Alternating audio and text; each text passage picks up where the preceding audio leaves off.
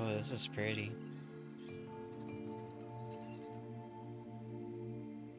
It's so lush over here. Fireflies.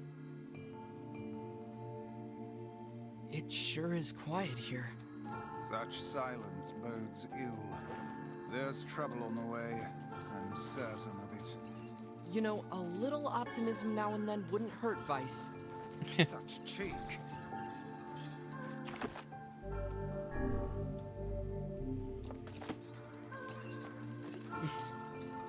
Yeah, if you ask me, this is pretty calming. This doesn't look ominous at all. Kinda hard to believe this is post-apocalyptic. Beware. Are you okay, sir? Beware the words. The words? What do you mean? Spells? Magic? Contagious words. Those who dream. Those who dream? So maybe they're encountering an enemy that doesn't exist in the physical, but in dreams. Hold a moment. There is a strange new sensation in my mind. What do you mean? Weiss's voice rose in a quizzical way. It is not quizzical. What's going on? The villager's body shudders as he slowly opens his eyes. Perhaps we should start by asking this man. Who are you? You were just talking to me a moment ago. We heard something happened to this village, so we came to see if we could help. The mayor stared into our eyes. If you can speak to me, I must have caught you in my dream. In your dream? The mayor explained. In the past weeks, a mysterious disease called the Death Dream has spread across the forest of myth. Those who caught it were cursed to fall asleep and live forever in a world of their own dreams. The village mayor had determined the Death Dream was spread from person to person who spoke the words. But before he could learn more, the disease took him as well. Weiss stared into the mayor. His mouth twitched slightly. Now see here. Are you saying that we have been absorbed into your dream? Well, yes. I think you have. Oh no. So maybe all of this is an illusion. In other words, we've caught the Death Dream? Before the mayor could confirm my suspicion, Weiss exploded with rage. Ridiculous. Preposterous. Completely unfathomable on every conceivable level. I don't even recall falling asleep. Do you even need sleep? That's just how the Death Dream works. Though polite, the mayor was clearly trying to brush aside the book's remarks. My remarks are not to be brushed aside, fool. The mayor twisted his mouth into an embarrassed grimace, and then quickly changed the subject to who Vera had seen. And with what they had discussed since coming to the village. Something there must have caused you to enter my dream. A certain conversation, a specific word, something. Well, we fought the boar, but I doubt the boar had anything to do with it. We racked our brains, but we could find no easy solutions.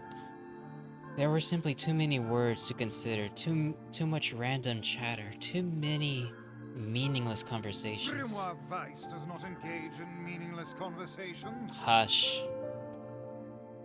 The mere suggestion of that Weiss chose his words carelessly and seemed to string his pride. It does not seem meant to sting my pride, you bloated gasbag of a narrator?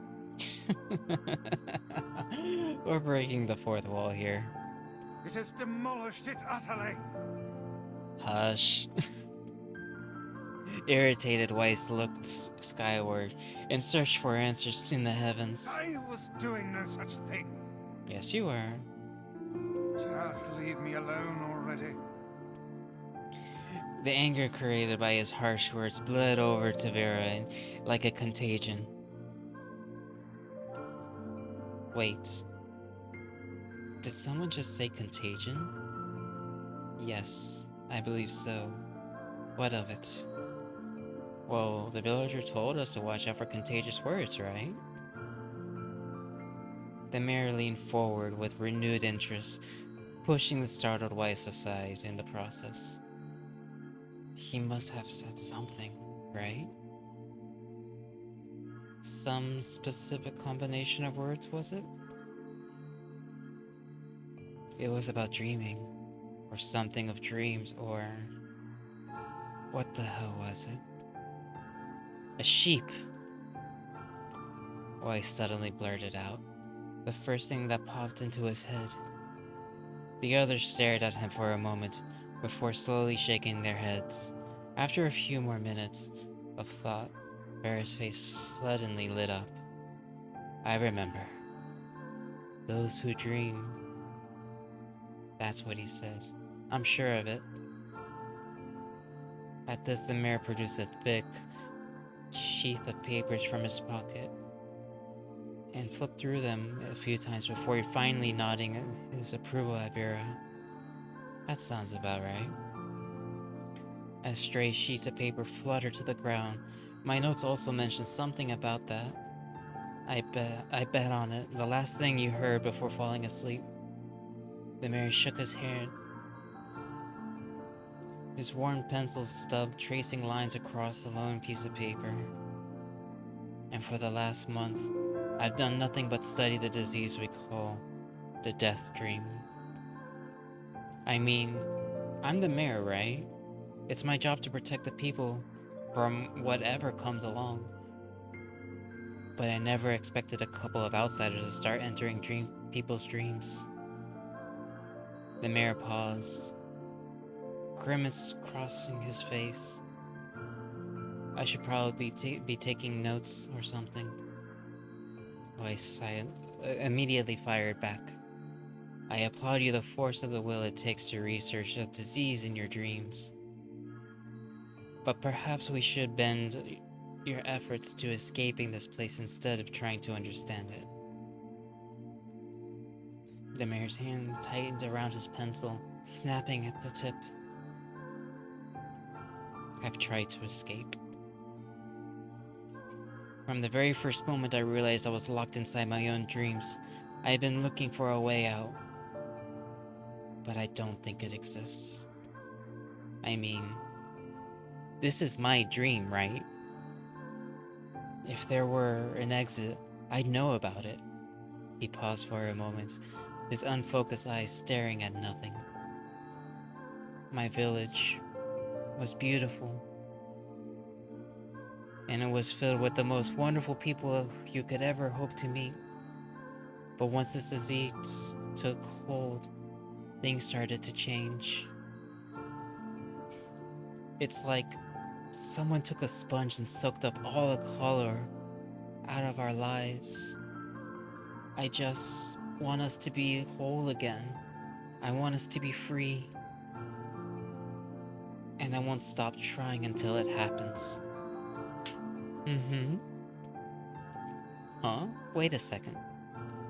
Did it not? Look. If we can be of any help, just ask. Now hold on, I did not just say that. Silence! The grimoire looked at Vera, to the mirror and back, his face filling with confidence. Grimoire Weiss's face is always confident. Thank you very much. Now see here, Mayor, you told us that nothing can exist in this dream without you knowing of it. But yet you seemed surprised to see us when we first arrived, yes? The mayor slowly raised his head, realization dawning on his face. Oh my god. You're right. You're right. I had no idea you were coming. The human imagination is a limitless engine, and dreams are the fuel. You can imagine an exit, and then it must be so. With your permission, I shall search it out. Thank you. I don't know how I can repay you. Payment is not required. We are as eager as you are to be done of this place. The mayor suddenly felt that he could breathe once again. He had almost forgotten what it was like. Good luck, you two. He called at departing the forms of Vera and Weiss. We're counting on you. As Vera slowly faded into the misty forest, the mayor was struck with a sense of deja vu. I saw this man once before, but where? Vera's mood darkened as he trudged through the forest. Hours earlier, when the beauty of the place was still a new thing, we'd been confident that they could get in, find an exit, be home by the time for dinner. But the deeper they went, the more the forest closed in around them. The mist made it difficult to see more than a foot in any direction. Moss-covered rocks seemed to determine to twist our ankles. And more than once, we've been forced to steady ourselves on rough bark of trees. Hands now left with small trails of blood on everywhere we touched. Additionally, Weiss proving to be spectacularly poor traveling companion. Unhindered by either terrain nor physical effort, we spent most of the time arguing with Vera to pick up the pace, grumbling about their slow progress. Finally, after Weiss muttered something about legless turtles being more adept at navigating the environment, Vera snapped. Okay, Weiss, cram it for a second, would ya? You don't even have to walk. Vera leaned against a tree and tried to stretch the knots from our back. How can this stupid forest be so big?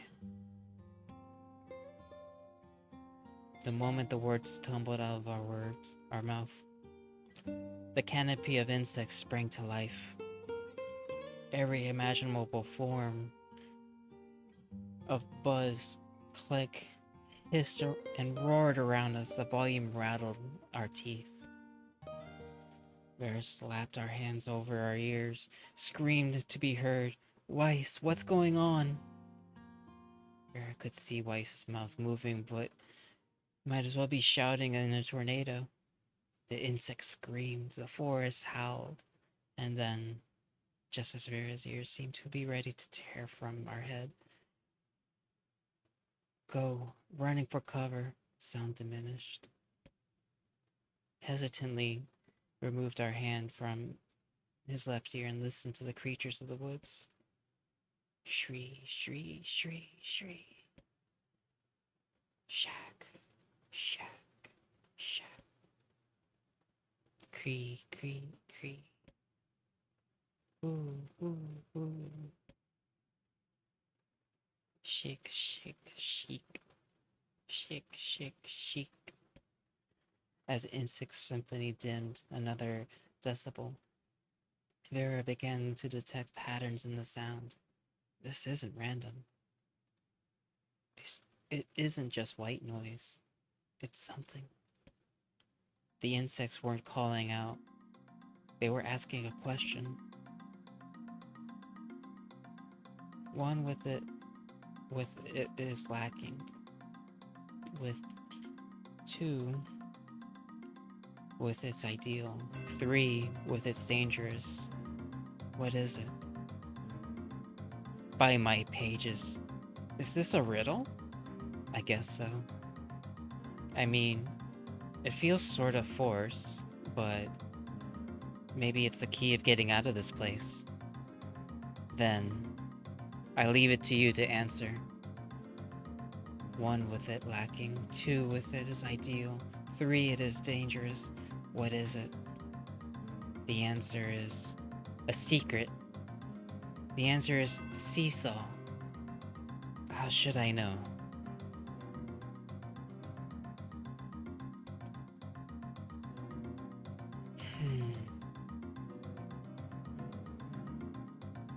It's a choice. 1 with it is lacking, 2 with it is ideal, 3 with it is it dangerous. What is it? Must be a secret.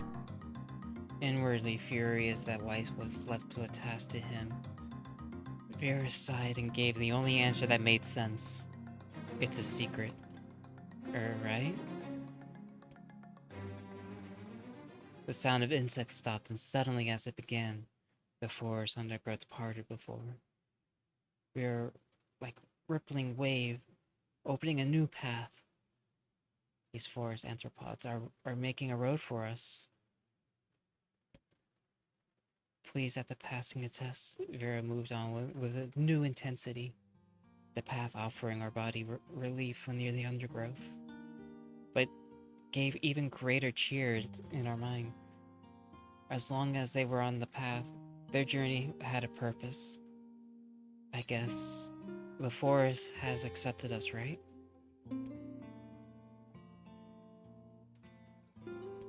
Weiss spun around and looked at us. Do not mistake the will of the forest as some happy pet that you can suddenly befriend. We have no idea where this path leads. As Weiss finished speaking, a pair of turned a quarter and found ourselves facing a clear forest spring. Smiling, Vera picked up a small rock and sent it skipping across the surface. Good heavens. His surprise was understandable. Each time the rock struck the surface, a musical note sprang out. When the rock finally stopped moving and sank to the bottom, the ripples it left behind came together and formed words. I enter through the window, but break no glass. When night falls, I vanish. What am I? Absurdly easy. Now answer it. Try not to reach out and strangle Weiss. He's right. After all, this one's pretty easy. I enter the window, but break no glass. When night falls, I vanish. What am I?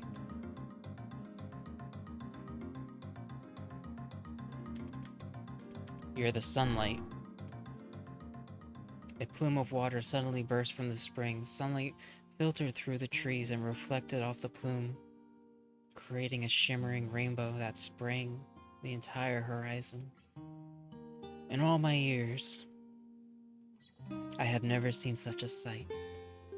Perhaps I had misunderstood the intentions of this place. Hey, look. Awaking Weiss's gaze. There's a house or something over there. Glancing in the direction of his friend's extended hand, Weiss saw a small cottage nestled along the trees. That's weird, isn't it? I mean, who would build a house all the way out here? Vera walked over and pounded on the door. After a minute, a solid banging, the door creaked open. A small man peered out, his body cloaked from the neck to toe, a large black cape, while his face was obscured by the mist. But before he could get any further, the cloaked man held a hand up and began speaking.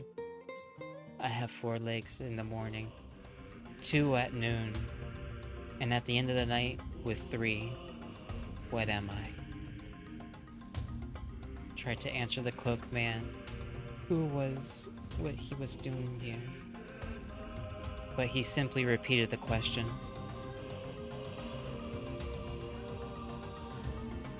If we wish to engage this man in conversation, Weiss said, It seems we must answer his riddle.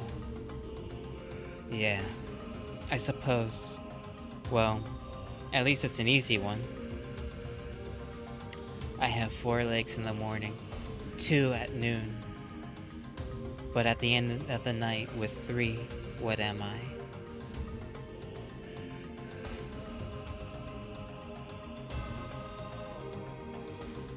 By the morning I have 2.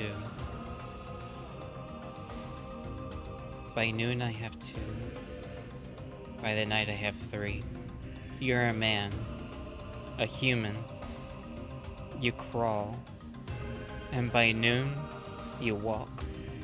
And by the end, you walk with a cane. The mist dissolved from the cloaked figure as he sponged a single word. Correct. With that, the man flung his garment aside, revealing his true identity. You're the mayor. The small man slowly shook his head. I am not the mayor you know. Now listen to my words. Long ago, I saw a version of you that was not yourself. Sorry? What do you mean? It will make sense in time.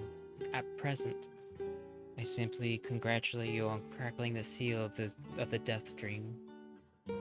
Now, you must go to the person at the forest entrance. With that, the man turned his heel and slammed the door behind him. Vera watched. Mist seeped up from the ground and enveloped the college, erasing it from existence.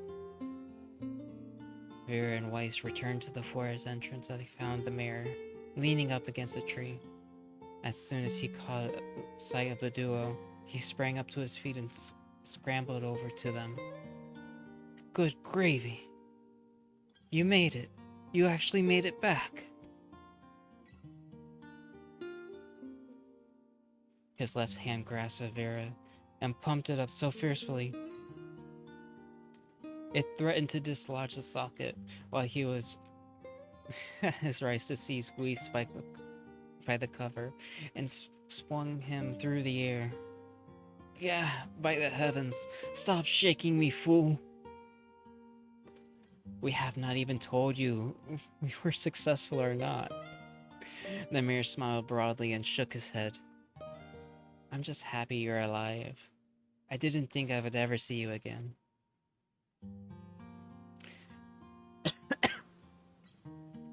Vera withdrew herself from the mayor's eager handshake, and with a slight smile, we broke the death dream seal.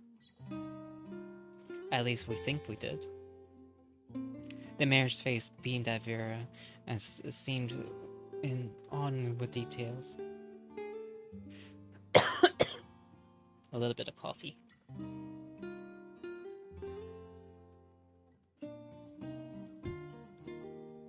The mayor's face beamed as Vera's filled him on the details, and when the tale was done, the 3 of them lay down on the forest ground and fell asleep. Vera cocked her head. Okay, hang on a second. This is crazy. Why would we just lay down and go to sleep? Cease your endless prattle and go to sleep, fool. Fighting against the rules of this place is futile itself. Vera and the mayor obediently reclined on top of a grassy earth. Have you forgotten? It is the words that control the death dream. Words that allow us to move on from place to place. No matter how unnatural they seem, the words are absolute. Therefore, if the words tell us to sleep, then sleep we shall. And once we do, the story will continue. With that, the trio found their eyes growing heavy, their breathing slowing.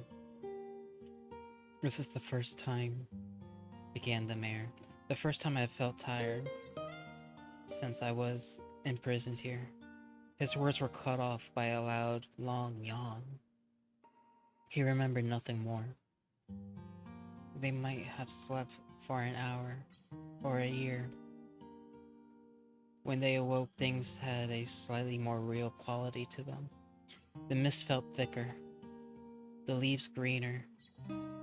It was clear that they had awakened from their dream. Vera shook the mare's shoulder gently. Good news. I think we made it. Oh wow. The mayor says it with awe in his voice. We did. I'm back. He blinked once, then again, as if quite not believing the sight before him. You two have no idea how much this means. The death dream was spreading through our forest, and I wanted to.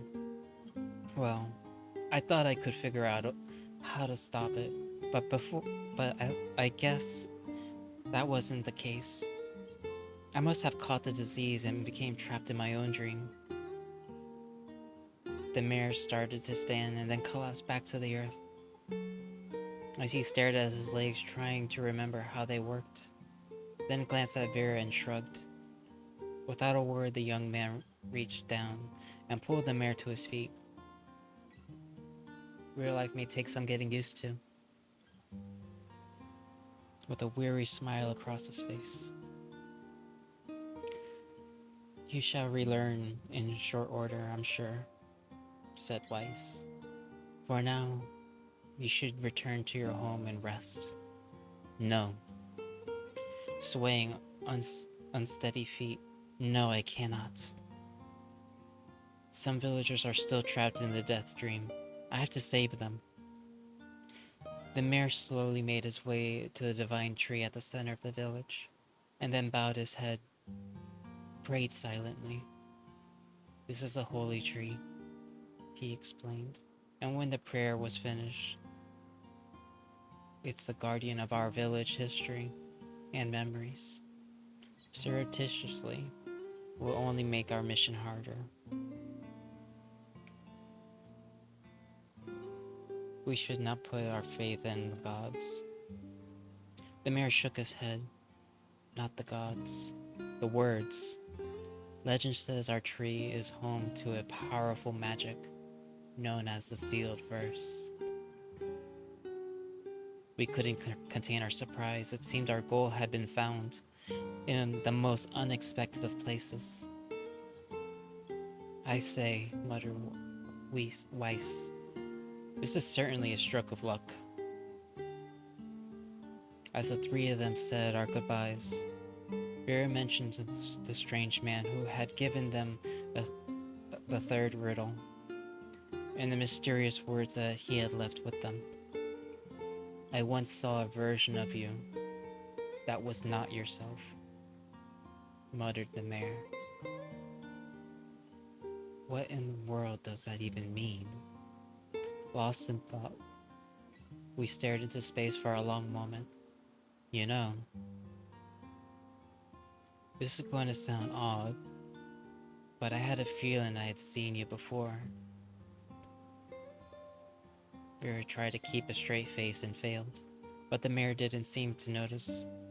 Deja vu, right? Anyway, I figure it's just some kind of illusion created by the death dream. It probably doesn't mean a thing. Vera gave the mayor a nod and smile. Inwardly, his thoughts were racing. There's something wrong about the mayor and his words. What exactly is going on here? That riddle would prove to be the most difficult one of all. Oh, thank you so much. And welcome back, Goody. And hello, Fi. Hope you rest well. Welcome to the stream. We're playing Nier Replicant.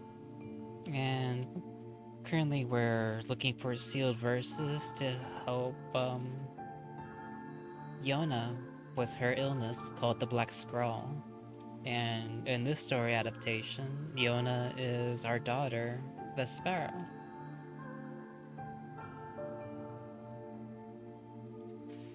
Now I can finally return to a normal life. This is one of the most bizarre diseases I have ever encountered. I know. That's why we have to help the other villagers, no matter what.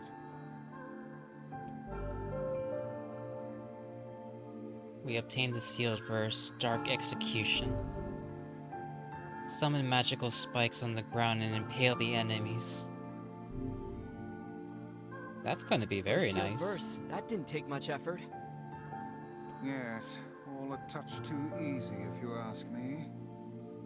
But who knows how long we were stuck in that dream? It's almost as if someone was guiding us to this village. Don't overthink advice.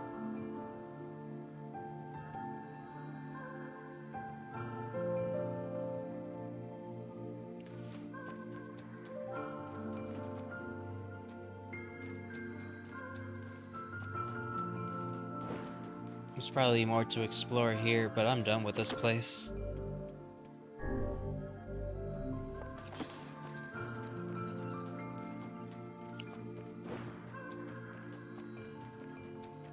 That's kind of scary to be trapped in your own dreams forever. The place held such beauty, but So how was the village? you don't want to know.